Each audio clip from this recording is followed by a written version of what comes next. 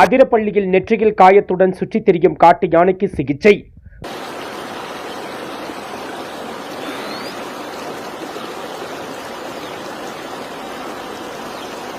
வால்பாறை அருகே உள்ள சாலக்குடி அதிரப்பள்ளி நீர்வீழ்ச்சி செல்லும் சாலைகளில் கடந்த 1 மாதமாக வனத்தை விட்டு வெளியேறிய காட்டு யானை ஒன்று நெற்றியில் காயத்துடன் சுற்றித் திரிந்ததை பார்த்த வனத்துறை ஊழியர்கள் உடனடியாக டிஎஃப்ஓ லட்சுமி அவர்களுக்கு தகவல் தெரிவித்தனர்.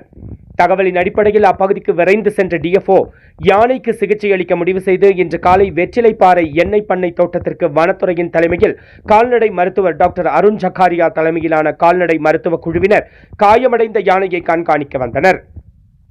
இவர்களை பார்த்த யானை வனப்பகுதிக்குள் சென்றது. யானையை கண்காணிக்க ட்ரோன் மூலம் யானையை தேடும் பணியில் ஈடுபட்டனர்.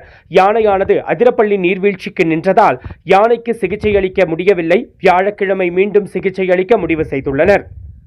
வைல்ட் லைஃப் வால்பாறைக்காக நமது செய்தியாளர் திருச்சூர் വിപിൻ.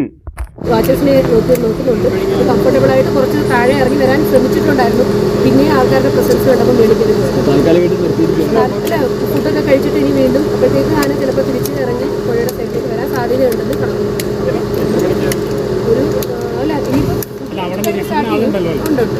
താഴെ അതെ ഒരു പിന്നെ 4 മണി വരെ കാണുള്ളൂ. കാരണം പിന്നെ ലൈറ്റിങ്ങിൻ്റെ ഒക്കെ ഒരു ഇഷ്യൂ ഉള്ള കാരണം നമ്മൾ വൈകുന്നേരത്തിലേക്ക്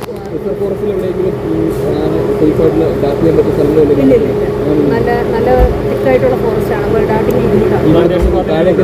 അതെ അപ്പോൾ ഈ നല്ല സ്ഥലമായിരുന്നു ഈ റബ്ബറിൻ്റെ ഇടയിൽ. പക്ഷേ അപ്പോഴത്തേക്ക് ആന പെട്ടെന്ന് ഓടി. ഇല്ലില്ല വയലൻ്റ് ഒന്നുമില്ല. ഇപ്പോൾ അത് കയറി പോയത് ഏകദേശം എനിക്ക് തോന്നുന്നു 1/2 കിലോമീറ്റർ ഉള്ളിലേക്ക് കയറി പോകുന്നു. സൈറ്റ് ചെയ്യാനായിട്ട് സാധിച്ചു. അതിന്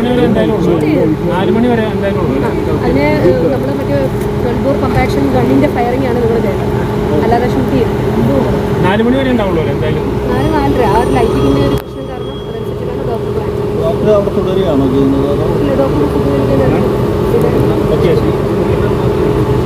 കുട്ടികളെ കൊണ്ടുവരേണ്ട സാഹചര്യം ഉണ്ടെങ്കിൽ മാത്രമേ കൊണ്ടുവരേണ്ടതുള്ളെന്നാണ് ഇപ്പോൾ ഡോക്ടറുടെ അഭിപ്രായം. ജനങ്ങളൊരിക്കലൊന്നുമില്ല, നമ്മളെന്തിനും തയ്യാറാണ്. അദ്ദേഹം എന്താ അഭിപ്രായം